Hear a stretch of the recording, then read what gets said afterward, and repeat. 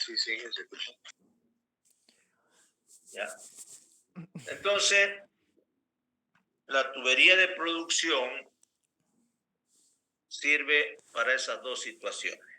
Una, para que podamos sacar el fluido desde el fondo del pozo y trasladarlo hasta la parte superficial. Y la otra función, para poder enviar un fluido, ya sea de limpieza o un fluido de estimulación, para enviar desde la parte superficial y llevarlo hasta el fondo del pozo. Para eso sirve la tubería de producción. Acá en este arreglo estamos mostrando todas las tuberías que pueden bajarse dentro de un pozo. Este caño conductor o caño guía, que también se llama, aquí tenemos la cañería de revestimiento, la cañería intermedia y la cañería de producción. ¿Ya?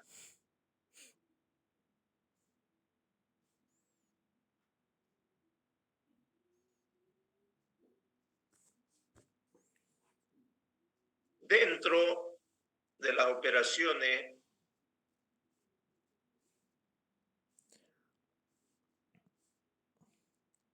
poder tener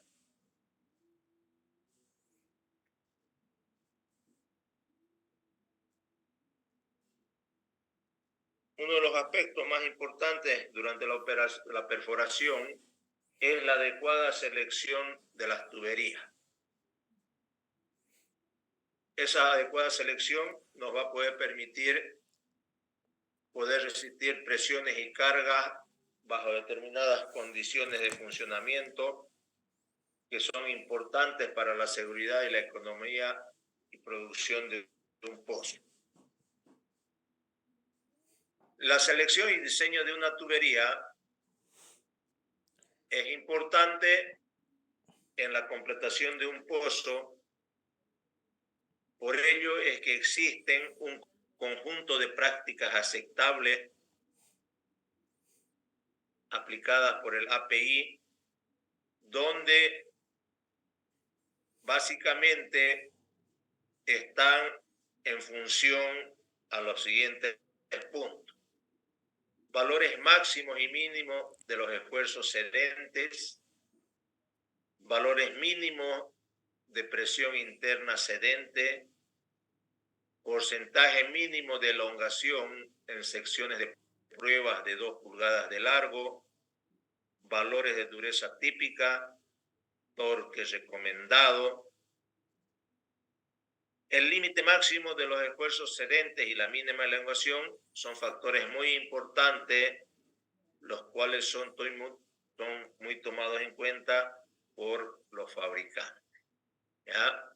Entonces, para la selección y diseño de una tubería, se debe tomar en cuenta estas prácticas aceptables que nos dice el API, ¿ya? Donde se deben tomar en cuenta todas esas variables para la selección correcta de una tubería.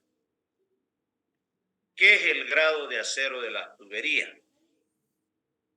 El grado de acero establece la composición química, las propiedades físicas y mecánicas de la tubería que han sido recomendados por el API. El grado de una tubería viene designado por una letra y un número. La designación numérica va a reflejarnos el esfuerzo cedente mínimo del material. Este esfuerzo mínimo debe ser suficiente para poder soportar las fuerzas en las tuberías causadas por efectos de cambio de presión y temperatura a diferentes profundidades. Entonces, si ustedes ven, dice una tubería K55, quiere decir que es una tubería que tiene una resistencia al esfuerzo cedente de 55.000 libras-pie. Entonces, el número que está acompañada a la letra debe ser multiplicado por 1000 para poder saber el esfuerzo cedente mínimo de ese material. Entonces, si me dicen que es una tubería P110, el esfuerzo mínimo que va a resistir esta tubería, el esfuerzo de cedencia, es 110.000. Cuando se requieran tuberías que deben soportar mayores esfuerzos que una de grado J55, se pueden usar tuberías N80, C75 o C95. La tubería de grado C recibe tratamiento térmico para darle mayor dureza. ¿Ya? El diámetro de las tuberías es seleccionado sobre la base de la tasa de flujo o bombeo estimado para el pozo.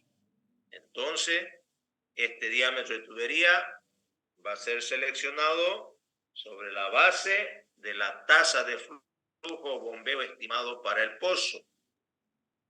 Y este es determinado a través de un análisis de curvas basadas en el comportamiento de influjo del yacimiento y la tubería. Y para poder hacer ese análisis de curvas es necesario hacer un análisis nodal. ¿Ya? Entonces, el diámetro de las tuberías es seleccionado en base a la tasa de flujo o el bombeo que se estima en el pozo, la cual es determinada a través de un análisis de curvas que está basado en el comportamiento del influjo en el yacimiento y la tubería. Entonces, esa es la forma como hacemos la selección del diámetro de una tubería. ¿Para qué sirven las conexiones de la tubería? Es el dispositivo mecánico para poder unir tramos de tuberías, ya sea desde la parte superficial, llegando hasta el fondo del pozo, y a través de accesorios que van colocados para poder realizar el acople de esas tuberías. Las conexiones juegan un papel muy importante porque más del 90% de las fallas que sufren las sartas de tubería son originadas por los desperfectos en las conexiones. Estas conexiones representan el 10% de la longitud total de la tubería y el 50% del costo total de esta. ¿Ya? Cuando se hace la conexión de la tubería, si hablamos de la tubería de producción, son tuberías roscadas. ¿Ya? Las tuberías, la longitud de las tuberías son variables, pueden ser de 9, 10, 11 metros. Entonces, si voy a bajar 5.000 metros, entonces tiene que haber una forma de conexionarlo. Es a través de uniones roscadas. Entonces, una tubería en un extremo puede tener rosca macho, en la otra puede tener rosca hembra, o hay tuberías que llevan las dos rosca macho. Entonces, cuando las dos tuberías llevan rosca macho, se hace la unión de dos tuberías a través de un acople. ¿Ya? Ese acople va a permitir poder unir las dos tuberías a través de un ajuste, a través de un torque que se le da al acople para que podamos tener la misma resistencia a la cual va a producir ese pozo. Entonces, cuando hablemos de conexiones de tubería, vamos a hablar de conexiones roscadas, conexiones bridadas, conexiones soldadas. En este caso en particular, cuando estamos hablando de la tubería de producción, vamos a utilizar solamente conexión roscada. ¿Ya?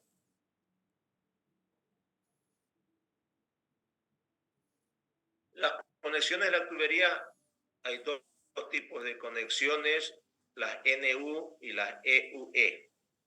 Las NU poseen rosca de 10 vueltas, tienen una resistencia menor que la del cuerpo del tubo, y las EUE poseen 8 vueltas por rosca y una resistencia superior a la del cuerpo del tubo. Estas son las más utilizadas porque provee un servicio confiable a la mayoría de los pozos. ¿Ya? Entonces, esos tipos de conexiones en función a la cantidad de roscas que pueda tener. Son la de 10 vueltas y la de 8 vueltas. ¿Ya? Eso es cuando es una conexión roscada.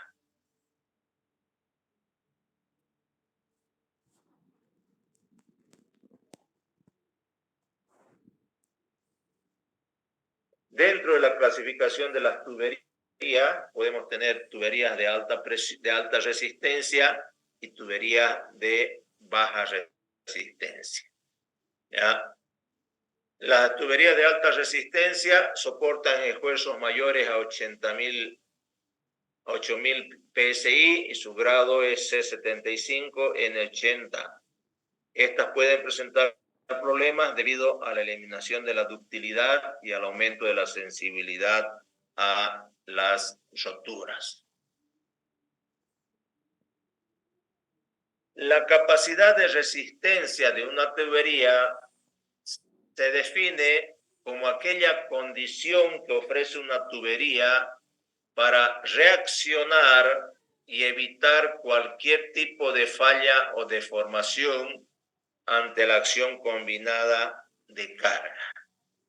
Entonces, esa es la capacidad de resistencia de una tubería. Es aquella condición que ofrece una tubería para poder reaccionar y evitar cualquier tipo de falla o deformación ante la acción combinada de cargas que se puedan presentar. Una falla es una condición mecánica que refleja la falta de resistencia del material ante la situación y exposición de una carga. Entonces, así se define una falla mecánica. Es la falta de resistencia del material ante la situación y exposición de una carga. Con ello propicia la deformación del tubo. ¿Ya?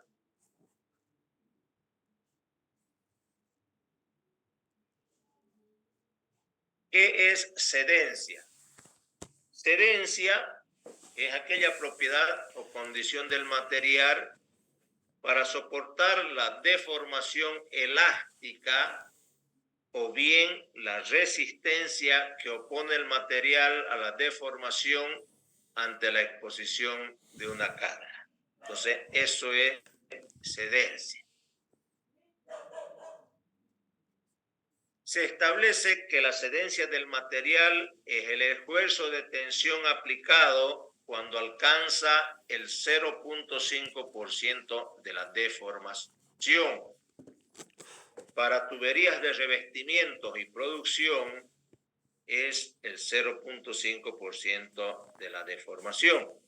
Para tuberías de perforación, el API considera una deformación del 0.65 para establecer la cedencia de estos materiales. O sea, ahí vemos la diferencia en relación a lo que es la cedencia de los materiales. Para tuberías de producción, el material o esfuerzo de cedencia es cuando se alcanza el 0.5% de la deformación, y para tuberías de revestimiento y para tuberías de producción, el API considera una deformación del 0.65% para establecer la excedencia de ese material. El colapso es una forma de compresión de tal manera que la presión de afuera trata de comprimir las paredes de la tubería. Se origina por el aplastamiento de una tubería por una carga de presión. Ya entonces, el colapso vamos a tener cuando la presión externa es mayor a la presión interna y esa presión interna no puede soportar la presión externa a la cual está siendo aplicada, ¿ya? Entonces, esa es una falla que se produce en las tuberías y esta falla por colapso va a depender de varios factores de la naturaleza de la fabricación del tubo y puede producirse una falla por colapso por efecto de la excedencia del material, por la geometría del tubo, por las imperfecciones que pueda presentar, por las condiciones de esfuerzo a las cuales es sometida la tubería. Entonces, esas variables pueden hacer de que podamos tener el colapso o la falla por colapso, ¿ya? Entonces, cuando hagamos el diseño de las tuberías y los posibles efectos que puede sufrir, una de ellas es el colapso, ¿ya?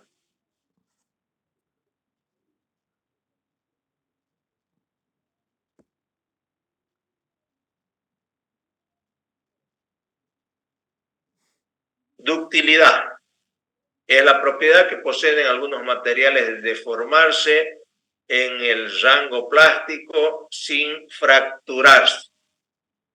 La dureza se refiere a la propiedad que posee un material para resistir a la formación de una fractura quebradiza, ¿ya? Entonces, ahí tenemos las dos definiciones de lo que es dureza y ductilidad, ¿ya? La ductilidad es la propiedad que poseen algunos materiales de deformarse en el rango plástico sin llegar a fracturarse.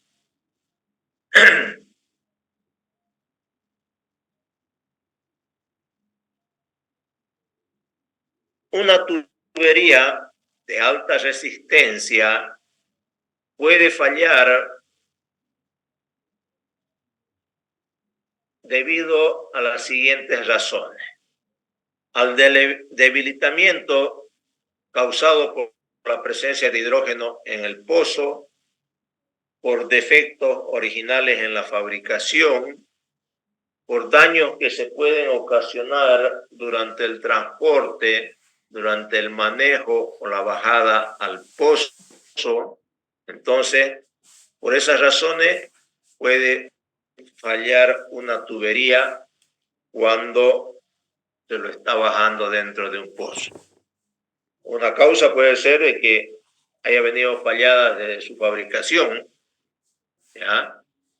Otra que puede ser que tenga un problema en la etapa de almacenamiento, en la etapa de transporte, en la etapa del descarguío hacia la planchada o boca de pozo, o también puede ser por efecto de la presencia de hidrógeno que puede haber en ese pozo. Entonces, esas pueden ser para que pueda fallar. ¿Por qué hacemos o por qué se hace una inspección visual de la tubería?